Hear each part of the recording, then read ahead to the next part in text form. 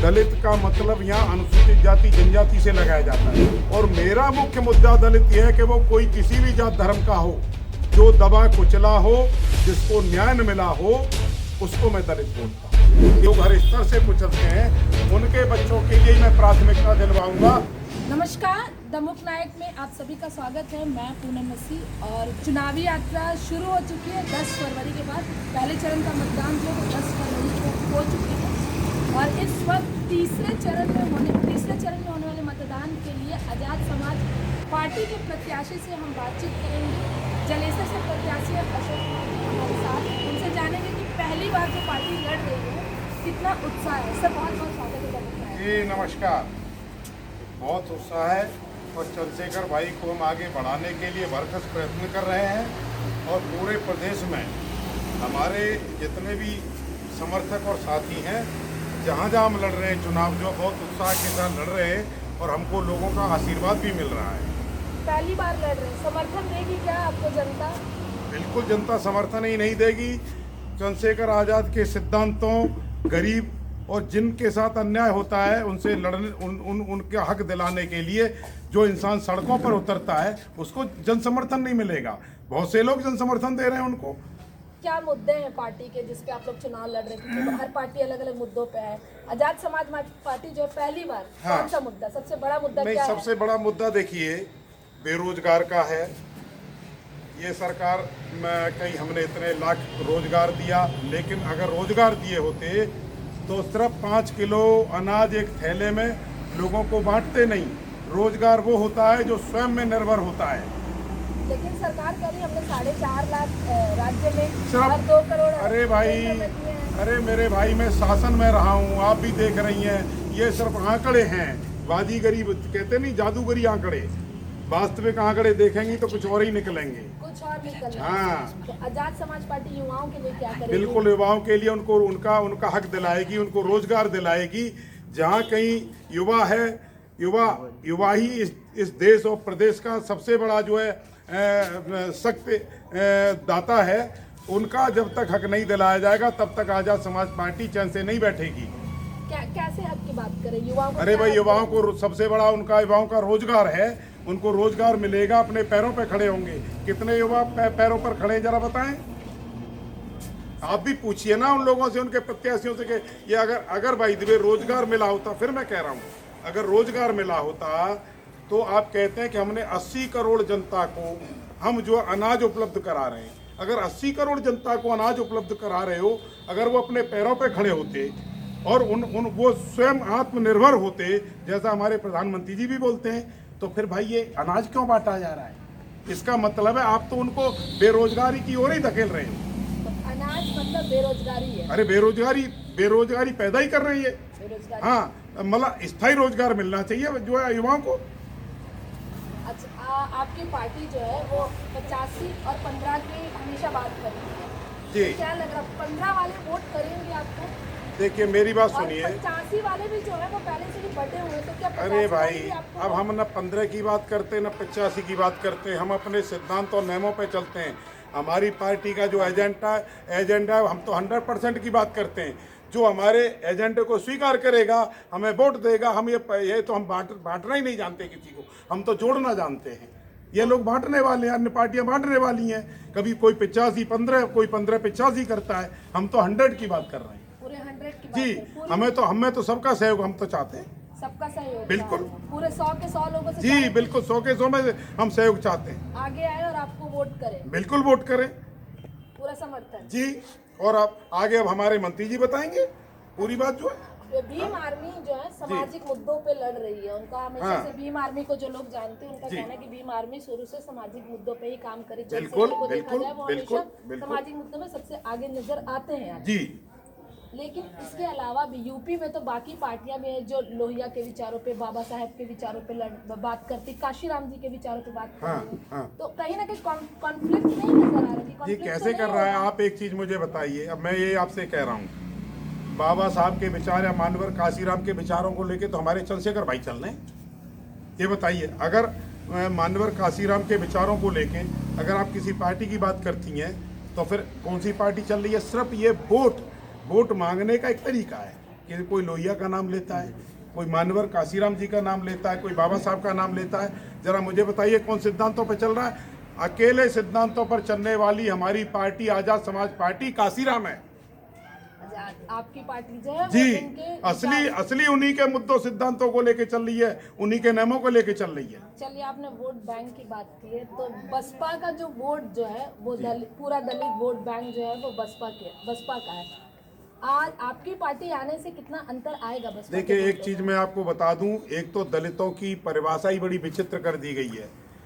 दलित का मतलब यहाँ अनुसूचित जाति जनजाति से लगाया जाता है, और मेरा मुख्य मुद्दा दलित यह है कि वो कोई किसी भी जात धर्म का हो, जो दबा कुचला हो, जिसको न्याय न मिला हो, उसको मैं दलित बोलता हूँ। इसीलिए हमारे आजाद समाज पार्टी के अध्यक्ष एडवोकेट चंद्रशेखर आजाद जिसके साथ अन्याय होता है उसी के साथ सड़कों पर खड़े होकर न्याय दिलाने की बात करते हैं। ये है असली चेहरा हमारी पार्टी का। हम तो जिनके साथ अन्याय होता है, कोई भी किसी भी जात धर्म का हो, हम ये इसमें बांटते ही नहीं है। दलित का मतलब SC ST नहीं है, दलित का मतलब है कोई किसी भी वर्ग का हो, लेकिन जिसके साथ अन्याय हो रहा हो, हम उसको न्याय दिलाने के लिए आगे आते हैं और न्याय दिला रहे हैं। और इसके लिए अगर सत्ता में भागीदारी भी हुई तो हम सबसे पहले ऐसे लोगों को ही न्याय दिलाने का ही काम कराएंगे।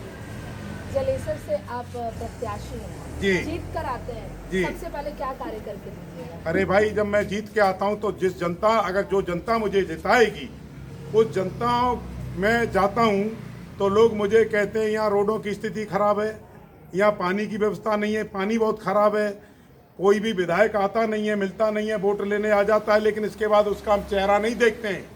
मैं उन सभी की समस्याओं को एक एक कर अभी से नोट कर रहा हूँ कि उनकी क्या क्या समस्याएं। अगर मैं जीता तो सभी का धन्यवाद करूंगा, सभी के जो अगर उनकी जो भी अपेक्षाएं होंगी, जितना भी मैं कर सकता हूं उतना मैं करने की कोशिश करूंगा। तो जनता को आप दोबारा आएंगे? जैसे नेताओं पे हमेशा इल्जाम लगता है कि 5 साल तक नजर ही नहीं आते। लेकिन मैं आऊंगा, मैं उनसे कह रहा हूं, अगर मैं उनकी बातों पे खरा नहीं उतरा और अगर मैं उनसे नहीं मिला तो उनसे दोबारा कभी वोट मांगने नहीं आऊंगा, ये भी मैं उनसे बोलता हूँ। चलिए, आप अच्छे शिक्षित व्यक्ति हैं, रिटायर्ड हैं। अरे भाई, मैं जो है, हाँ बोले, आप मतलब शिक्षित है, रिटायर्ड है, अच्छे पोस्ट से रिटायर्ड है जी। अगर जीत कर विधानसभा में जाते हैं, हाँ, उत्तर प्रदेश के शिक्षा के स्तर में बहुत गिरावट है, क्या इस मुद्दे पर कुछ अपनी बात रखेंगे, इसमें बदलने की कोशिश करेंगे? देखिए, हाँ देखिए, एक और चीज में आपने बहुत अच्छा प्रश्न पूछा। अभी जब मैं 31 दिसंबर 2021 में अभी जब मैं सेवानिवृत्त हुआ हूँ तो मैं माध्यमिक शिक्षा विभाग में डिप्टी सेक्रेटरी, और मैं लगभग 1-1.5 वर्ष से देख रहा था। उससे पहले मैं अल्पसंख्यक कल्याण में था, जहाँ भी विद्यालय देखे जाते थे। गिरावट ही नहीं, इसमें भ्रष्टाचार भी बहुत है। एक चीज़ मैं आपको बता दूँ, मैंने ऐसे अभी भी मेरे पास प्रमाण हैं जो मैं उनसे रख रखा हूँ कि कभी ऐसा मौका आया तो दिखाऊंगा कि देखिए किस तरह के ये गलत काम किए जाते हैं जो मैंने नहीं किए। उस समय भी मैंने हार नहीं मानी, सही कार्य के लिए ही मैंने सही लिखा है। एक चीज़ मैं बता दूं, शिक्षा में जहाँ तक शिक्षा के विकास की बात है तो सबसे पहले आप देखिए प्राथमिक विद्यालयों की क्या स्थिति है। जो हमारे सरकारी विद्यालय हैं उनमें जो है अब स्थिति इतनी खराब है, हम भी उन्हीं प्राथमिक विद्यालयों से पढ़ के कहाँ से कहाँ पहुँचे। लेकिन आजकल जो नई शिक्षा प्रणाली से नए विद्यालय खुल गए, जबकि वहाँ भी जो है गरीब बच्चों के लिए कोटा होना चाहिए, वो कोटे की स्थिति नहीं है। मैं सबसे पहले यही करूँगा, जो कोई भी किसी भी जात वर्ग का है लेकिन गरीब तबके की श्रेणी में आता है, जैसे अभी आप दलित बोल रही थी, वो व्यक्ति जो दबा कुचला, जिसके जो आर्थिक रूप से भी कमजोर है, जैसे लोग हर स्तर से कुचलते हैं, उनके बच्चों के लिए मैं प्राथमिकता दिलवाऊंगा कि कम से कम उन्हें भी अच्छे स्कूल में पढ़ने का मौका मिले और वो भी अच्छे स्तर पर पहुंचे, जिससे उनके भी परिवार का विकास हो। तो जो EWS सरकार ने दिया, EWS के हिसाब से फिर आपका समर्थन EWS के पूरी तरह? अरे भाई, आपने बड़ी अजीब बात कर दी। अरे हम तो फिर भी आपसे कह रहे हैं कि हम जो है हर जिसके साथ अन्याय हो रहा है, जहाँ कोई कमी हो रही है, उसको हम देख के उसके विकास के लिए हर प्रयत्न करेंगे। आपने कहा भ्रष्टाचार बहुत हो रहा है, योगी जी बार-बार। अरे भाई, मैं योगी